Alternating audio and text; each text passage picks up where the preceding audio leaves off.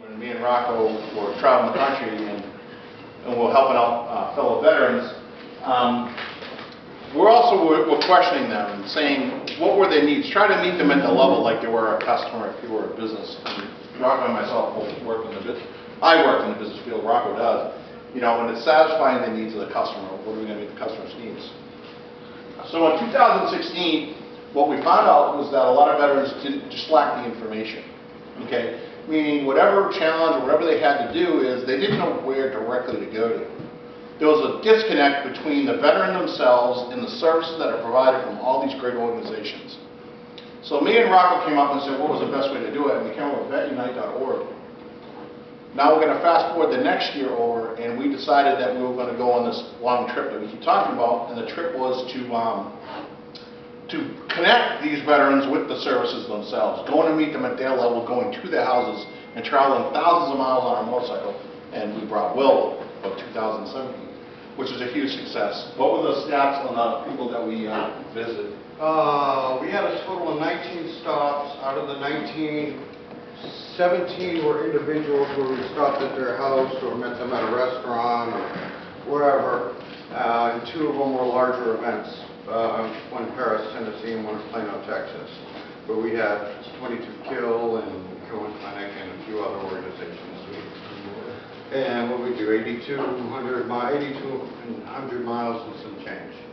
Yeah, and on 3 bikes that we had our Chase Bear people part of it. It was a huge success. Kind of put the organizations, which is VetUnite and Task Force Veterans, kind of on the map.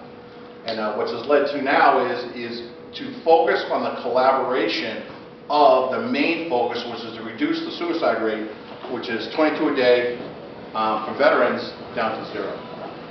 So my talk about discussion is going to be about 10 minutes long. What I'm going to explain to you is what Massachusetts has uniquely done.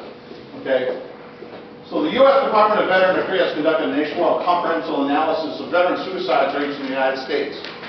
Okay, the resulting was released in 2016 and examined more than 55 million records from 1979 to 2014. This is the most elaborate study that has ever been done for suicides of veterans.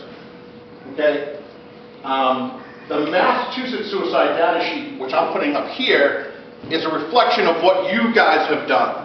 Okay. And what you guys have done in the next slide is, if you see over here in the Northeast region, our Massachusetts suicide rate, which is 21.6 a thousand, okay?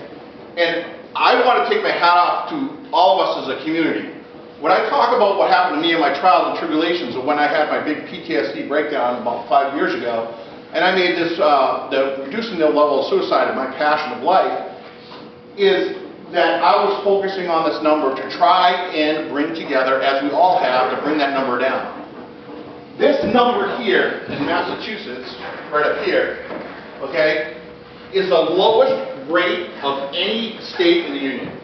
Territories, counties, everything. This is the lowest, okay? This number is so low for Massachusetts that it's actually on par. If you go to the next slide, okay? Massachusetts suicide rate is 10.7 a thousand, and the national average is 39.2. Massachusetts is on par for its suicide rates amongst veterans is equal to its civilian counterpart. Equal. And the only reason, let's go to the next slide. Okay, and you can read through all that mumbo jumbo. And the research that I've done, in my personal opinion, okay, the only reason why the number in Massachusetts is so low is because of you guys. Okay? And what I want to do is, as we kick off this collaborative event and we share ideas and stuff like that, and we continue to bring that number down, I want to actually give you guys a round of applause. Thank you for what you do. And thank you for helping out. That's all I have. Go ahead, Rocco, back over to you. It is a joint effort, and everybody is making a difference. We need to reach out to a lot more people, because that number is still way too high. So, friends, have them come talk to us if they don't want to talk to you. Sometimes people don't want to look weak in front of people that they know well. It's happened to me. Same thing last year. Where in Plano, a guy I served with 25 years, 26 years ago, every time I talked to him, everything's good, everything's good. When I was down there, I'm glad I stopped in there, he finally broke down and said, am I a wuss because I feel this way? So he went undiagnosed, untreated for 25 plus years, and then it took me flying down a month later to just give him threats, to get him to go to Cohen Clinic down there. He's doing a hell of a lot better. Quit drinking, family life's 100 times better. That's what we have to do. Sometimes we have to do the one-on-one. Raising money is great, but we need to advertise, we need to go out there. We see a vet on the side of the road, just stop and talk to him. Stop and talk to him. Sometimes it's the difference. That's the only thing that's going to make a difference. I'm going to shut up now and let Kyle Toto come up, and he's with the VA healthcare system. I don't know, Rhode Island, right? Or Massachusetts? I do both. I do both and Rhode Island. In between the two